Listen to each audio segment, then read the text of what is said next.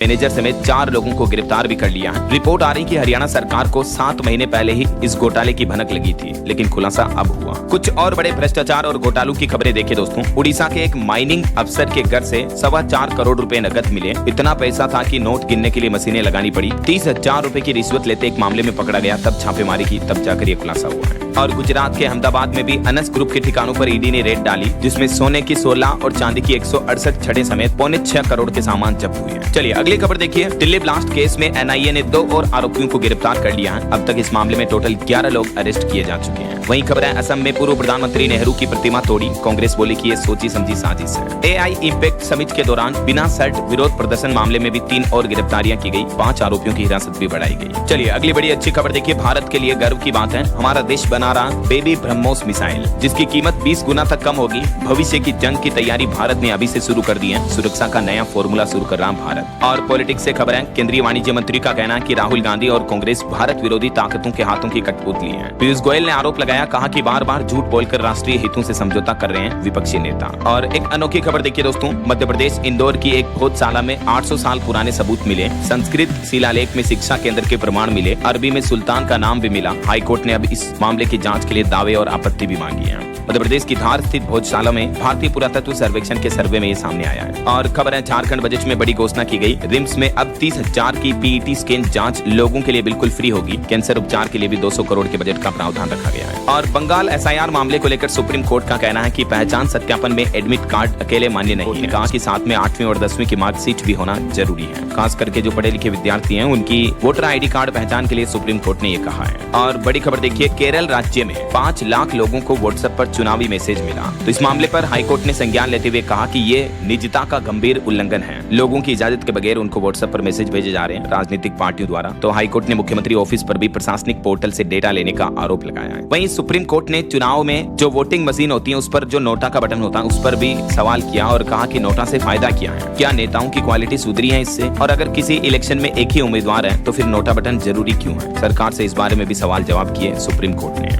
और कुछ बड़े हादसों और क्राइम जगत से जुड़ी खबरें देखिए दोस्तों। बिहार का ये मामला है, शादी की सालगिरह के दिन पत्नी को 12 टुकड़ों में काटा। अरवल कोर्ट ने 76 साल के बुजुर्ग को सुनाई फांसी की सजा। और राजधानी दिल्ली की यह घटना देखिए, एक प्रेग्नेंट पत्नी और 3 बेटियों का बुरे तरीके से वध कर दिया एक पति ने। बेटियों की उम्र 3, 4 और 5 साल है और पति फरार हो गया। बताया जा रहा कि बेटे की चाहत में यह आशंका जताई जा रही इस घटना की। और वहीं हाल ही में आपने ये पंजाब का एक मामला देखा होगा। पंजाब की एक महिला पाकिस्तान में जाकर शादी कर लेती है, तो अब उस महिला का पति हाईकोर्ट पहुंचा और बोला कि मुझसे तलाक नहीं हुआ। मुस्लिम पति ने अश्लील फोटो वीडियो से उसको ब्लैकमेल करके जबरदस्ती की है। और बिहार में एक बड़ी सड़क दुर्घटना हो गई देखिए। 3 गाड़ियां टकराई, जिसमें पति पत्नी समेत 6 लोगों की जान चली गई। भागलपुर में यह हादसा हुआ। वहीं उत्तर प्रदेश के अंबेडकर नगर में भी अलग अलग हादसों में महिला जायरीन समेत 5 लोगों की मौत हो गई। और मध्य प्रदेश की एक घटना देखिए। बोर्ड परीक्षा देते दौरान एक 10वीं की छात्रा ने बच्चे को जन्म दिया। एमपी के धार जिले में पीथमपुर एग्जाम सेंटर पर हड़कंप सा मच गया जब इस परीक्षा केंद्र पर परीक्षा देते देते एक छात्रा बाथरूम पहुंची और वहां छोटे नवजात बच्चे को जन्म दिया। बच्चे की रोने की आवाज आई तो स्कूल प्रशासन को पता चला। अब इस मामले की जांच चल रही है।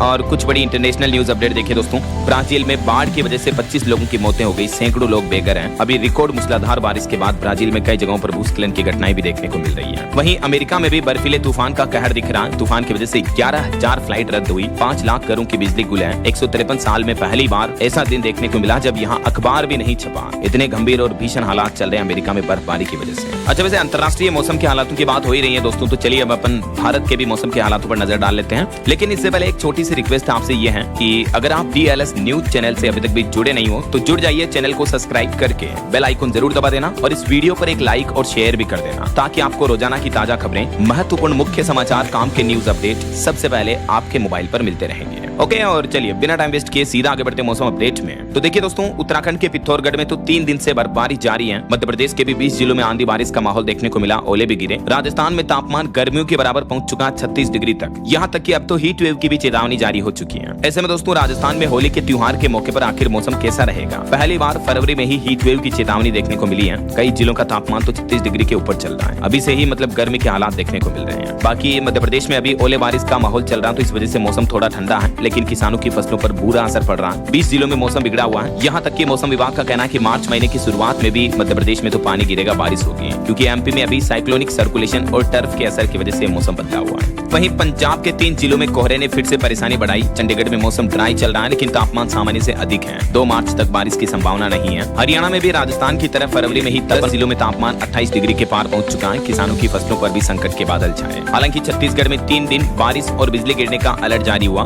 2 से 3 डिग्री तक तापमान में भी गिरावट होगी। और पहाड़ी राज्यों की बात करें तो उत्तराखंड के हेमकुंड साहिब और हरसिल में बारिश की चेतावनी। पिथौरागढ़ में लगातार तीसरे दिन बर्फबारी हुई। 27 तारीख के बाद बदलेगा मौसम। इधर हिमाचल प्रदेश में भी परसों से फिर बारिश और बर्फबारी की संभावना है। 2 दिन मौसम खराब रहेगा, तापमान में गिरावट आएगी। बाकी अगले 2 दिन 26-27 तारीख को देश में मौसम का हाल क्या रहेगा, आप स्क्रीन पर डिटेल्स देख सकते हैं। छत्तीसगढ़, कर्नाटक, केरल और तमिलनाडु, इन राज्यों में बारिश की चेतावनी है मौसम विभाग की तरफ से। अगले 24 घंटों के दौरान अंडमान निकोबार द्वीप समूह और कुछ इन इलाकों में भी बारिश की गतिविधियां देखने को मिल सकती हैं। ओके, और चलिए मौसम के बाद आगे बढ़ते हैं खबरों में। कुछ मार्केट अपडेट्स पर नजर डाल लेते हैं। देखिए, बीते दिन भारतीय शेयर बाजार 700 अंक चढ़ने के बाद फ्लैट बंद हुआ। निफ्टी में 58 अंक की तेजी रही है। वहीं IRFC में 4% हिस्सेदारी बेचेगी सरकार। फ्लोर प्राइस 104 रुपए तय किया। और टाटा सन्स के चंद्रशेखरन के तीसरे टर्म पर फैसला टला। मीटिंग में चेयरमैन बोले कि ट्रस्ट बोर्ड में तालमेल जरूरी है। और वहीं देखिए, उद्योगपति अंबानी फैमिली की मुखिया कोकिलाबेन अंबानी ने नाथ द्वारा में अपना 92वां जन्मदिन मनाया। और बैंक हॉलीडे पर खबर आ रही है, मार्च महीने में 18 दिन बैंक बंद रहेंगे। 5 तो रविवार आएंगे मार्च में और 2 शनिवार, सेकंड, फोर्थ